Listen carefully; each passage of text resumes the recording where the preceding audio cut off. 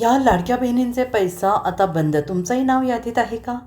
ज्या कुटुंबाचं आर्थिक उत्पन्न हे 2.5 लाखांपेक्षा कमी आहे अशा कुटुंबातील महिलांसाठी सरकारने लाडकी बहीण योजना सुरू केली आहे. या योजनेअंतर्गत लाभार्थी महिलांच्या बँक खात्यामध्ये दर महिन्याला 1,500 रुपये जमा केले जातात. विधानसभा निवडणुकीपूर्वी महायुती सरकारकडून ही योजना सुरू करण्यात आलेली होती. जर आमचं सरकार पुन्हा सत्तेत आलं तर आम्ही या योजनेतील लाभार्थी महिलांना 2,100 रुपये देऊ असं आश्वासन देखील यावेळी देण्यात आलं होतं.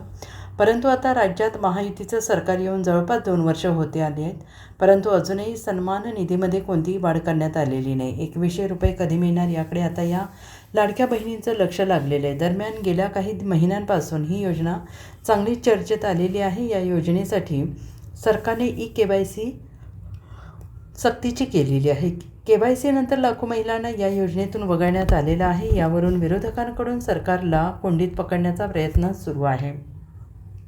निवडणुकीसाठीच ही योजना सुरू केली होती का असा सवाल विरोधकांकडून उपस्थित केला जातो आहे. दरम्यान आणखीन एक महत्त्वाची बातमी म्हणजे महिलांना एकावेळी एकाच योजनेचा लाभ घेता येणार असल्याचं देखील सरकारच्या वतीनं स्पष्ट करण्यात आलेलं आहे. म्हणजे सरकारच्या धोरणानुसार जर एखादी महिला संजय गांधी निराधार योजना किंवा इतर एखाद्या योजनेचा लाभ घेत असेल तर अशा महिलांची नावं या योजनेतून वगळण्यात येत आहेत.